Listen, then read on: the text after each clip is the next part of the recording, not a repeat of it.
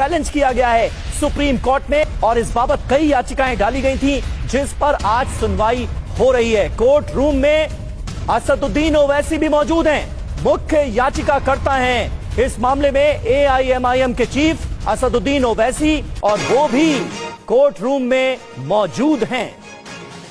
और देखिए सीजीआई की टिप्पणी, हम सभी को नहीं सुन सकते। वक्फ कानून पर सीजीआई समेत 3 जजों की बेंच में सुनवाई हो रही है। सीजीआई ने कहा है तय कर देंगे कि कौन बहस करेगा, सभी याचिकाओं पर ब्रीफ नोट तैयार हो, यह सीजीआई ने कहा है।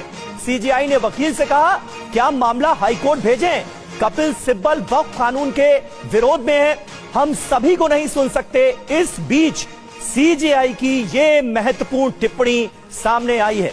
मनीष झा सुप्रीम कोर्ट से हमारे साथ मौजूद हैं। मनीष, क्या मतलब है इसका? सीजीआई की तरफ से कहा गया है कि तय कर देंगे कि कौन बहस करेगा, सभी याचिकाओं पर ब्रीफ नोट तैयार करने की बात कही गई।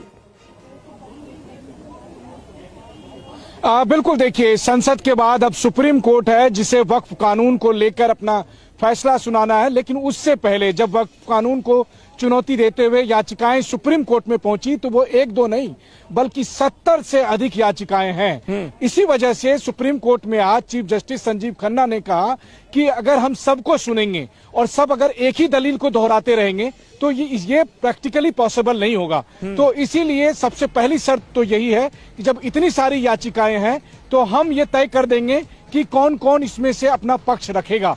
तो कहने का मतलब यह है कि आज जब वक्फ कानून को लेकर भारत के सुप्रीम कोर्ट की सुनवाई पर लगभग कहें तो पूरी दुनिया की नजर है, क्योंकि भारत में दुनिया की दूसरी सबसे बड़ी जो मुस्लिम आबादी रहती है, तो ऐसी स्थिति में यहाँ पर जो 70 से अधिक याचिकाएं हैं उस पर जब सुनवाई शुरू हुई है तो सुनवाई शुरू होते ही सुप्रीम कोर्ट के चीफ जस्टिस ने कहा कि इस सुनवाई को जो है सो इस तरीके से करना पड़ेगा ताकि डेकोरम भी मेंटेन रखा जाए, सारी दलीलें भी सुनी जा सके, लेकिन दलीलों को दोहराया नहीं जाए, क्योंकि अगर हर वकील एक ही दलील को दोहराएगा तो फिर मुख्य बातें सामने नहीं आएगी। वहीं दूसरी तरफ सुप्रीम कोर्ट के चीफ जस्टिस ने यह कहा कि दूसरा सवाल यह है कि क्या इन तमाम याचिकाओं को पहले सुनने के लिए हाईकोर्ट भेजा जाए। उस पर याचिकाकर्ताओं में से एक याचिकाकर्ता के वकील के तौर पर सीनियर एडवोकेट कपिल सिब्बल मौजूद हैं।